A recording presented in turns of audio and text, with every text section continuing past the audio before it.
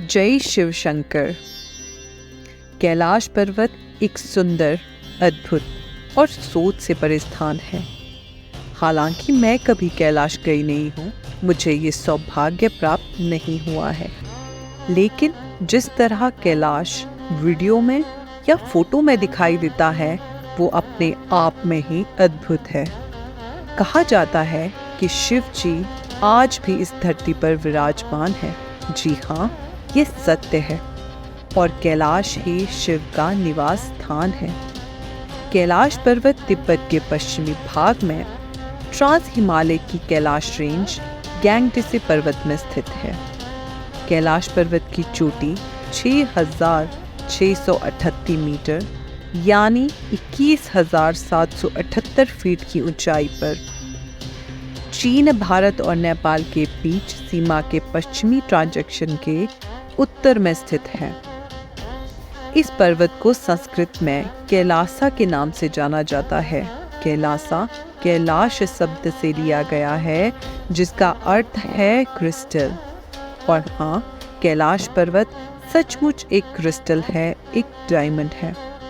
कैलाश पर्वत के करीब 2 झीलें मानसरोवर और राक्षस ताल है। मानसरोवर को पवित्र झील माना जाता है। जो लोग कैलाश पर्वत के लिए दर्शन के लिए जाते हैं वो मानसरोवर में स्नान करते हैं और वहां का जल पीते हैं। लेकिन राक्षस ताल के बारे में माना जाता है कि एक बार रावण ने शिवजी से शक्तियां लेने के लालच में वहां अपने 9 शीश काटे थे। उसके बाद जब रावण अपना 10वां शीश काटने लगा तो शिवजी वहां प्रकट हुए और रावण को शक्तियां प्रदान कर ली। लेकिन जब रावण ने अपने 9 शीश काटे तो उसका खून राक्षस ताल में चला गया। इसलिए अब यह माना जाता है कि वह ताल अपवित्र है और उसका पानी पीने से अलग अलग बीमारियों का सामना करना पड़ता है। पर वैज्ञानिकों का माने तो उस ताल का पानी बहुत खारा है, इसलिए उसे पीना नहीं चाहिए। कैलाश पर्वत के पास से सिंधु, सतलुज, ब्रह्मपुत्र और कर्णाली नदियां निकलती हैं। हर कोई ये जानना चाहते होंगे कि कौन कौन से धर्म के लोग कैलाश पर्वत को मानते हैं और कैलाश को लेकर उनकी मान्यताएं क्या है। यूँ तो पूरे विश्व में कैलाश पर्वत को माना जाता है और दुनिया भर से लोग वहाँ जाना चाहते हैं, परंतु कैलाश पर्वत को हिंदू, बौद्ध, जैन और बौद्ध धर्म में पवित्र माना जाता है। हिंदुओं के लिए कैलाश पर्वत भगवान शिव का घर है।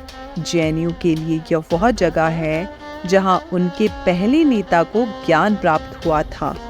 बौद्ध के लिए यह ब्रह्मांड की नाभि है और बौद्ध के अनुयायियों के लिए यह आकाश देवी सिपाही मैन का निवास स्थान है। हिंदू धर्म में इस पर्वत को पारंपरिक रूप से शिव के निवास के रूप में मान्यता दी जाती है।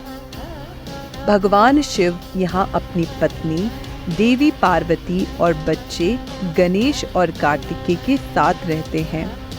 अब मेरे मन में सवाल आ रहा है कि क्या कैलाश पर्वत पर सचमुच में सुपरनैचुरल पावर्स हैं और कैलाश पर्वत पर कोई जा पाया है या नहीं, तो आइए जानते हैं।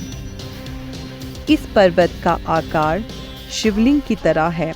वैज्ञानिकों का कहना है कि कैलाश पर्वत एक पिरामिड है और यहाँ सुपरनैचुरल पावर्स वास करती हैं और इस तरह का पिरामिड दुनिया में कहीं नहीं है। वहाँ पहुँचते ही इंसान सब कुछ भूलकर उस एनर्जी को फील करने लगता है। कैलाश पर्वत अपने आप में ही एक रहस्य है। इसकी ऊंचाई हिमालय पर्वत से 2000 मीटर कम है। यहाँ तक कि कैलाश पर्वत तो टॉप 10 माउंटेन्स में नहीं आता। फिर भी कैलाश पर्वत पर जाना इतना मुश्किल है। क्यों? इसका कोई भी आंसर नहीं है और ना ही इसका आंसर देना संभव है। चीन और नासा ने यह जानने की बहुत कोशिश की, पर आज भी कोई सफल नहीं हो पाए। आज तक न जाने कितने पर्वतारोही ने कैलाश पर्वत पर चढ़ने की कोशिश की, परंतु कोई भी नहीं चढ़ पाया। और पर्वतारोही जब अपना एक्सपीरियंस शेयर करते हैं तो बताते हैं कि जब हम ऊपर की ओर बढ़े तो दिशाहीन हो गए और वापस कैंप पहुंच गए। कुछ बताते हैं कि जब हमें कैलाश का रास्ता दिखाई दिया और हम आगे बढ़ने लगे तो तेज बर्फबारी शुरू हो गई। और कुछ बताते हैं कि जब हम ऊपर की ओर बढ़ने लगे तो पूरी टीम के सदस्य को तेज सरदर्द होने लगा। पर ऐसा नहीं है कि आज तक वहां कोई भी नहीं पहुंच पाया। 2 इंसान थे जो कैलाश पर्वत तक पहुंचे थे। में से एक थे 11वीं सदी में बौद्ध भिक्षु योगी मिलारेप्पा। मिलारेप्पा ने कैलाश पर्वत पर चढ़ाई की। वे कैलाश से जीवित लौटे थे, परंतु जब वो वापस लौटे तो उन्होंने किसी से कोई बात नहीं की और ना ही अपना एक्सपीरियंस शेयर किया। हिंदू कैलाश को मेरु पर्वत मानते हैं, जिसे स्वर्ग की सीढ़ी कहा जाता है। महाभारत के अनुसार ऐसा कहा जाता है कि पांडव अपनी पत्नी द्रौपदी के साथ स्वर्ग तक पहुंचने की इच्छा से कैलाश पर्वत के शिखर की ओर बढ़े, लेकिन केवल युधिष्ठिर ही अपने कुत्ते के साथ ऐसा करने में सफल हुए। तो युधिष्ठिर भी उन्हीं में से एक थे जो कैलाश पर्वत पर पहुंचने में सफल हुए थे।